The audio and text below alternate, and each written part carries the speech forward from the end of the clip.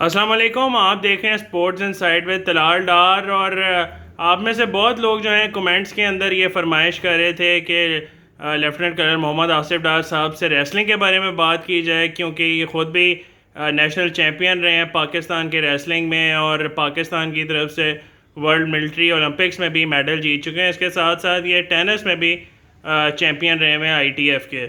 तो इनसे बात करते हैं, जानने की कोशिश करते हैं कि क्या वजह है कि पाकिस्तान रेसलिंग में एक तो मेडल भी नहीं लेता, और थोड़ी सी हमें इंडो पाक की रेसलिंग की हिस्ट्री के बारे में बताएं। मेरे मेडल टेनिस के जो है वो ITF सीनियर्स के हैं, 4 गोल्ड मेडल वर्ल्ड रैंकिंग के। एनीवे, रेसलिंग पे चलते हैं। रेसलिंग की तारीख इंसान की तारीख तक जाती है। History dates back to history of mankind. ये शुरू से खेली जाती रही है, और पुराने मुल्कों में, मिस्र में, चीन में और यूनान में जो खंडरात में से तस्वीरें मिली हैं वो रेसलिंग लोग कर रहे थे उस वक्त भी, आज से हज़ारों साल पहले। एंशियंट ओलंपिक गेम्स का रेसलिंग हमेशा से हिस्सा रही, स्टार्ट से लेके एंड तक। मॉडर्न ओलंपिक्स में 1896 से लेकर ये 2016 तक हिस्सा थी, लेकिन 2020 से इसको निकालने की कोशिश की। सोशल मीडिया के ऊपर एक तूफान मचा और उसमें मैं भी शामिल हो गया था। मैंने दरख्वास्त की ये सोशल मीडिया के जरिए रशिया के सदर पुतिन से कि आप रेसलिंग में दुनिया में नंबर 1 नेशन है, रेसलिंग निकाली जा रही है, इसका नोटिस लें और आप हरकत में आएँ। आपके हरकत में आने से IOC के ऊपर एक पॉजिटिव असर पड़ेगा। साथ ही मैंने जापानीज़ को लिखा कि आपके मुल्क में वो गेम हो रही है जिसमें आप बहुत आगे हैं। आपकी एक लड़की 10 दफ़ा की वर्ल्ड चैम्पियन है, 3 दफ़ा भी ओलंपिक चैम्पियन है। ये दूसरी लड़की भी कोई 11 दफ़ा वर्ल्ड चैम्पियन और 4 दफ़ा ओलंपिक चैम्पियन है। लड़के आपके ले ले सामा वतनाबे, और ये लंबी लिस्ट है।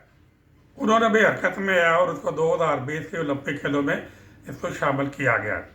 सब कॉन्टिनेंट में जो रेसलिंग है, इसके जो थे गुरु, वो मुख्तलिफ रियासतों के महाराजा थे जिन्होंने पहलवान पाले हुए थे, और उनके मुकाबले करा के वो खुश होते थे। उनमें एक सिंबल ऑफ एलिवेशन था उनका रेसलर, जिनमें आ जाते हैं रिंदी पहलवान, किकर सिंह पहलवान, बूटा पहलवान, और एक बहुत लंबी लिस्ट है। और ये फिर जो पीक पे गए वो रुस्तम गामा पहलवान थे। रुस्तम के ऊपर शाहनामा फरदौसी में जिक्र है रुस्तम सहराब का, और उसने शाहनामा में रुस्तम का जिक्र करने के बाद ये लिखा कि नो डाउट रुस्तम एक बहुत अच्छा रेसलर था, लेकिन रुस्तम उसको मेरे कलम ने बनाया।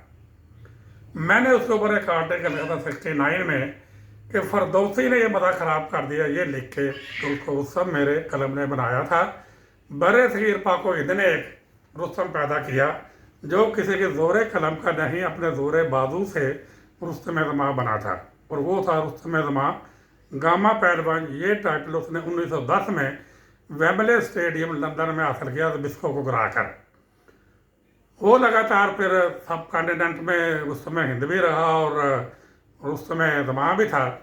1928 में उसको चैलेंज देने के लिए आया, पटियाला में दंगल हुआ। गामा ने विद इन 1 मिनट उसको चित करके अपना टाइटल बरकरार रखा, और ये टाइटल उनके डेथ तक 23 मई 1960 तक उनके पास रहा। आगे आ जाती है आपकी ओलंपिक रेसलिंग। ये कॉमनवेल्थ खेलों, एशियन खेलों और ओलंपिक खेलों में खेली जाती है। पहला जो कॉमनवेल्थ खेलों का मेडलिस्ट है वो रशीद अनवर था लाहौर का, 1934 में गारबन उसने जीता था। ओलंपिक का पहला मेडलिस्ट जो था वो यादेव 1952 हेलसिंकी में उसने इंडिया वाले ने जीता।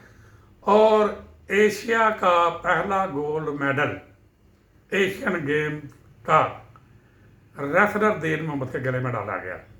ये एशिया का पहला गोल्ड मेडल फ्लाईवेट को डाला गया था। ये सब कॉन्टिनेंट का भी एशियन गेम्स का पहला गोल्ड मेडल था, और पाकिस्तान का किसी भी गेम में ये पहला गोल्ड मेडल था, जिसकी वजह से तारीख में पाकिस्तान का कौमी तराना पहली बार बजा और पाकिस्तान का झंडा ऊपर गया। दीन मोहम्मद 95 ईयर ओल्ड आज भी जिंदा है। इसकी हमने कदर नहीं की, बल्कि किसी और भी बहुत से लोगों की नहीं की। बशीर पहलवान दूसरा इंडिविजुअल गोल्ड मेडलिस्ट था रेसलिंग और किसी भी गेम का ओलंपिक्स में सब कॉन्टिनेंट का। पाकिस्तान का पहला 1960 में रोम में उसने ब्रॉन्ज मेडल जीता। 66 में उसने एशिया का गोल्ड मेडल जीता रानी पहलवान संतकारा को हरा के। फिर इंडिया पाकिस्तान के रेसलर कॉमनवेल्थ गेमों में छाए रहे। कुछ अर्से के लिए पाकिस्तान को कॉमनवेल्थ गेमों को बर्बाद करना पड़ा और इंडिया उसको डोमिनेट करना शुरू हुआ। जब पाकिस्तान दोबारा एंटर हुआ तो ये ऑस्ट्रेलिया, कनाडा, नाइजीरिया बहुत से मुल्क आ चुके थे कॉमनवेल्थ खेलों में, वो परफॉर्म नहीं कर सका सिवाय के हमारा रेसलर जो इनाम और अजहर, इन्होंने 2010 में इंडिया में कॉमनवेल्थ गेम में गोल्ड मेडल जीते और इनाम ने अपना गोल्ड मेडल अभी रिटेन किया 2018 में। ओलंपिक में आए तो यादेव के बाद इंडिया का जो रेसलर था ओलंपिक में मेडल लेने वाला वो सुशील कुमार था, जिसने चाइना में ब्रॉन्ज मेडल जीता, लंदन में उसने सिल्वर मेडल जीता और अभी आपका जो wrestler Ravi Kumar flyweight India वाला ये भी सिल्वर मेडल हुआ और कुछ और मेडल भी, एक ब्रॉन्ज मेडल भी जीता था। मेरा 86 के का रेसलर था। आज जूनियर में भी इंडिया के लड़कों ने परफॉर्म किया। इस ओलंपिक में एक्सपेक्टेड था कि इंडिया की लड़कियां मेडल जीतेंगी, लेकिन वो एक भी नहीं जीती। बहरहाल हम ये कह सकते हैं कि इंडिया की रेसलिंग जो किसी ज़माना में पाकिस्तान से नीचे थी, पाकिस्तान से बहुत आगे चली गई। और मैं इसकी मेन वजह ये बोलूँगा कि रेसलिंग को संभालने वाले इंडिया में बेहतर लोग हैं। उनका एक ये था Asian gold medal Pratap Singh, 86 में उसने गोल्ड मेडल जीता था। हमारे रेसलर शायद आटे वाले को गिरा के आटा वाला सिल्वर मेडल हुआ था सियोल में। और मजीद मारू वाला ईरानी पहलवान को जीत के गोल्ड मेडल हुआ था। हमारा लास्ट एशियन गोल्ड मेडल वो था, बल्कि मैं कहूँगा वो लास्ट मेडलिस्ट है एशियन गोल्ड हमारे गेम्स का।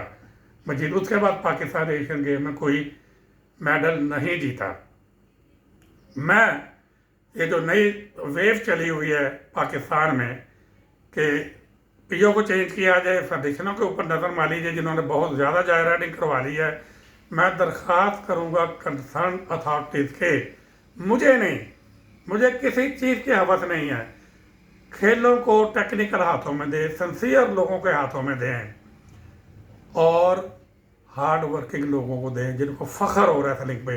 हमारी रेसलिंग को उन लोगों ने संभाला हुआ है जिनको वेट नहीं आते कि फ्लाई वेट क्या होता है, बेटर वेट होता है। 20-20 साल तक उन्होंने हमारी रेसलिंग का बेड़ा गर्क किया, अभी तक कर रहे हैं।